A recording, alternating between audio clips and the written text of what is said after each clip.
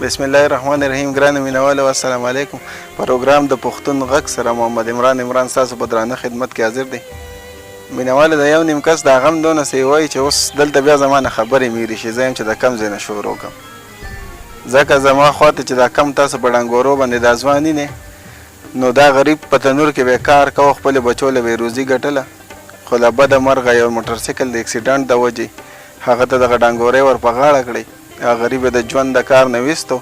اوس د ملا مسله ده ورته نه ټیټېدی شي او نه پاسېدی شي، د کور ستونزې د بچي دي، کچه کور کې اوسېږي، په دغه کې ژوند یې د ستونزو سره مخ دی، په دغه ګزران په ډېر سخت دی. نو څه به وکړي دا غریب؟ د دې بچو حال به څنګه وي؟ دی به خپل بچي د سیال څنګه کړي؟ دی به خپل بچو باندې سبق څنګه ووایي؟ هغوی له خو د رزق د درک نه لګي، نو خپل بچي له به دغه ښه تعلیم کم ته چې موږ پراپر ایجوکیشن وایو به د کم ځای نه ورکړي. وکیل رور را سره ولاړ دی، د سره خبرې کوم. وکیله ډنګورې د په لاسو شوې، ژوند دې څنګه دی؟ ژوند یاره به تا وویل ډېر دغه روان دی، بس یاره څه وکړو به.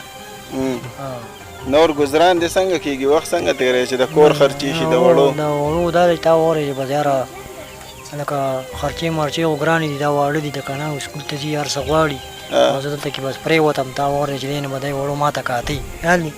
اوس دي چې لکه کار مار هم نه شو کولی، تا وویل تنور کار به مې کوم. د کور ودانه خو به دې وموي چې ته راته په کټ پرېوتې که نه د هغې په زړه به څه تېرېږي؟ بلکل هغه به هم دغه وایي، تا وویل ځکه چې خفه کېږي که نه، تا وویل یو واړه بچي دی هر یو شیز غواړي. نور نو چې اوس ډاکټر له چې تللی وي نو څه پیسې د سره وي یا څنګه؟ پیسې نه وي، پیسې دې شی چې په زمونږ یو اوښی مې دی، او نو هغه 80,000 روپۍ تا وویل هغه اپریشن دپاره دغه کړی وي، هغوی بیا به ما له په قلار راکړي ځکه چې ستا بېوسي ده، او دغه را باندې اپریشن او په دغه لکه دونه یې کړې چې د کټ نه یې صرف راوچت کړې؟ د کټ نه یې راچوت کړم.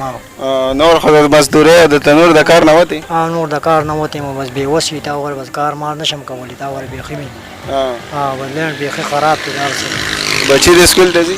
او بچي خو مو سکول ته ځي. کوم سکول ته ځي؟ دا د پیندګل دی. سرکاري سکول دی؟ د امداد هغې ته ځي راځي، تا وویل دی بس صحیح دی.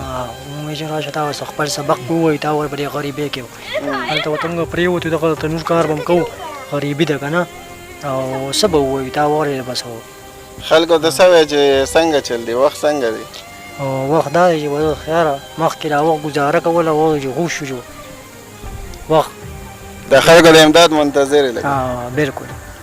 مینهواله تاسو د وکیل ورور خبرې واورېدې، دا د هغه بچي دي، دا سبق وایي او په سکول کې یو کوری دی، خو سرکاري سکول ته ځي. موږ وایو که د دوی ایجوکیشن ښه شي او دوی له څوک لاس ورکړي، د ده سره خپل امداد وکړي، نو ډېره ښه خبره وي، ځکه چې دغه بچي به د سیال کول غواړي چې دا د خلکو سره په یو معاشره کې یو ځای رالوي شي.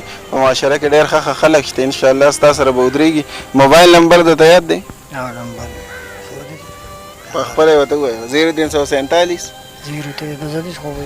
دا د وکیل نمبر دی، 0347 76 68 681 نمبر دی، 0347 76 68 681 دا د وکیل نمبر دی. په دغه ورسره رابطه وکړئ او دغه وکیل ورور دی په ګوله شاه په سخاکوټ کې ژوند کوي، دغه مستقل پته ده. که چا ورسره خپل څه امداد کوئ چا ته هم مه وایئ، مه چا سره خبره کوئ، دغه د وکیل ورور نمبر دی، په دغه ورسره رابطه وکړئ او د خدای په مال کې د خپل حصه ورکړئ، ځکه چې د بچو ګزران او پرساني حال چې دی هغه ډېر ګران دی، ځکه چې د ده د ډنګورۍ ټک په زما د زړه نه بلکل زما په زړه کې بېلارې سته او زه به ډېر خفه شوم. ما چې به مخې له راغی ما یې چې لکه داسې یو پښتون ورور زموږ پرېوتو چې هغه د مزدورۍ سړی و، بچو له به یې کار کوه، د دغې مزدورۍ نه ووتو، موټرسایکل والا والی او موټرسایکل والا ته تښتېدلی دی، نه یې دله بیا دغه کړی میډیکل، نه یې ولا بل څه ټریټمنټ کړی دی، هسپتال ته هم نه دی بوتلی. بس زموږ دغه ریکویسټ دی تاسو ته چې پلیز د وکیل سره ودرېږئ، ستاسو د امداد منتظر مستحق دی، ستاسو د زکات، ستاسو د هر یو څیز مستحق دی، ښه د خیرات کېږي پې. چا سره هم رابطه مه کوئ، وکیل سره ډایرکټ په ډایرکټ رابطه وکړئ، نیغ په نیغه باندې سخاکوټ ګوله شاه کې ژوند کوئ. ډېره مننه، د الله په امان.